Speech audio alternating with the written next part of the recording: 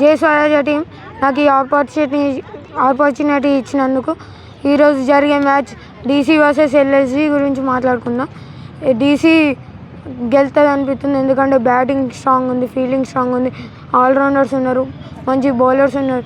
LSG చూసుకుంటే only batsmen ఉన్నారు, bowlers చూస్తే అందరూ డొమెస్టిక్ ఆన్ ఫామ్లోనే ఉన్నారు. ప్లస్ బౌలింగ్ అటాక్ చూస్తే వాళ్ళ దాంట్లో మొహమ్మద్ షమి లాస్ట్ ఇయర్ ఏం పర్ఫామ్ చేయలేదు ఎస్ఆర్హెచ్ నుంచి. Mayank Yadav last year IPL ఆడలే. ప్లస్ డొమెస్టిక్లో కూడా అంత మంచి ఫామ్ లేదు. ఆల్రౌండర్స్ కింద చూసుకుంటే అబ్దుల్ సమద్ అంత మంచి బ్యాటింగ్ ఏం లేదు లాస్ట్ ఇయర్.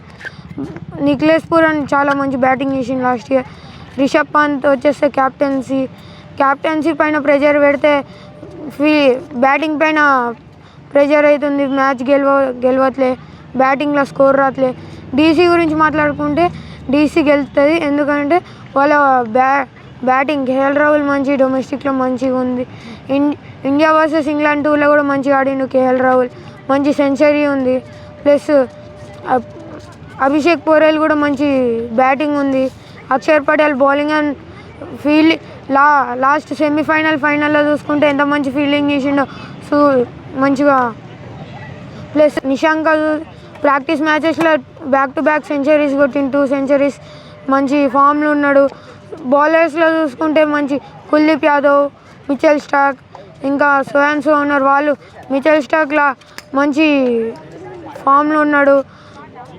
కుల్దీప్ యాదవ్ చూసుకుంటే లాస్ట్ వరల్డ్ కప్లో ఒకటే మ్యాచ్ పర్ఫార్మెన్స్ వచ్చింది, అదే ఇండియా వర్సెస్ పాకిస్తాన్. అందులో కూడా ఆయన బౌలింగ్ అయితే ఆయన ప్రూవ్ చేసుకున్నాడు, ఒక వికెట్ తీసిండు మంచిగా. ఇప్పుడు లాస్ట్ ఇయర్ ఫైనల్స్ గురించి మాట్లాడుకుంటే పీబీకేఎస్ను ఆర్సీబీ. పీబీకేఎస్ వీక్నెస్ ఏంటిదంటే వాళ్ళందరూ ఫాస్ట్గా అవుట్ అయిపోయారు. మళ్ళీ వాళ్ళందరూ కూడా ప్లాన్ పీబీకేఎస్ వాళ్ళు స్లోవర్ బౌన్సెస్ చేసిన జితేష్ శర్మ మస్తు ఆడిండు, రోమన్య షెఫర్డ్ అంత పర్ఫార్మెన్స్ ఏం చూపించాలి.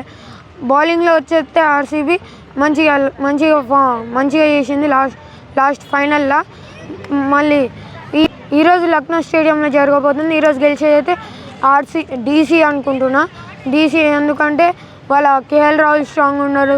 నాకు గెలిచి ఓపెనర్స్ కేఎల్ రాహుల్, పొరెల్ వస్తాడు, ఎందుకంటే వాళ్ళిద్దరు లాస్ట్ ఇయర్ కూడా కొంచెం పర్ఫామ్ చేసిళ్ళు. ఈ ఇయర్ కూడా మంచి పర్ఫామ్ చేయాలని కోరుకుంటారు. వాళ్ళ ఆల్రౌండర్స్ వస్తే మంచిగా. ఇప్పుడు డేవిడ్ మిల్లర్ జాయిన్ అయ్యాడు మిడిల్ ఆర్డర్స్లో. మనం అంటాం క్వార్టర్ ఫైనల్స్లో ఇండియాను ఓడిపించిండు డేవిడ్ మిల్లర్, అందుకోసమే డేవిడ్ మిల్లర్ని మిల్లర్ ద కిల్లర్ అంటాం.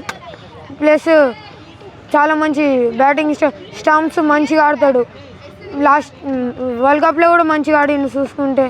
ప్లస్ లాస్ట్ మ్యాచ్ చూసుకుంటే మన సిఎస్కే వర్సెస్ ఆర్ఆర్, సిఎస్కే మంచి బ్యాటింగ్ లేదు. 19కే 3 వికెట్స్ పడ్డాయి. అప్పుడు సర్ఫరాజ్ ఖాన్ వచ్చి కొంచెం చిన్న నాక్ ఆడిండు, మళ్ళీ వెళ్ళిపోయాడు. ఓవర్టర్న్ వచ్చి మంచి నాక్ ఆడిండు, 49 పైన అవుట్ అయ్యిండు. లాస్ట్ మంచి వైభవ్ సూర్యవంశీ ఫస్ట్ బాల్ నుంచి హిట్టింగ్ చేయడానికి 15 బాల్స్లో హాఫ్ సెంచరీ కొట్టిండు. మళ్ళీ బౌలింగ్లో చూసుకుంటే బర్గర్ మంచిగా చేసిండు ఆర్ఆర్ నుంచి. జోఫ్రా ఆర్చర్ కూడా మంచిగా చేసిండు. రవీంద్ర జడేజా ట్రేడ్ అయ్యిండు, మంచిగా చేసిండు బౌలింగ్ కూడా. ప్లస్ ఎంఐ వర్సెస్ కేకేఆర్ చూసుకుంటే రోహిత్ శర్మను రికిల్టన్ మంచి ఓపెనింగ్ స్టార్ట్ ఇచ్చిండు. ఇదే హైయెస్ట్ ఓపెనింగ్ స్కోర్ అనుకుంటున్నా. మళ్ళీ ఎంఐ గెలిచేటట్టు ఉంది ఫైనల్స్, ఎందుకంటే MI batting lineup, bowling lineup, allrounders మంచి లైనప్ ఉంది. ప్లస్ అందరూ క్యాప్టెన్స్ ఉన్నారు అందులో. Hardik Pandya, Suryakumar Yadav, Rohit Sharma last time captaincy చేసిండు, ఈసారి వదిలేసిండు. ప్లస్ శాంటినర్, ఇంకా చాలామంది ఉన్నారు. ఇంకా డికాక్ని ఆడిపించుకోవట్లే. డికాక్ను మన రోహిత్ శర్మకు చాలా మంచి రికార్డ్స్ ఉన్నాయి. బౌలింగ్లో చూసుకుంటే మన దీపక్ చహర్ ప్రతి ఓవర్ బౌలింగ్ అయితే ప్రతి ఓవర్లో వికెట్ తీసిండు, గ్రీన్ వికెట్ తీసిండు. అది చాలా మంచిది. 22 crores కొన్నారు కేకేఆర్.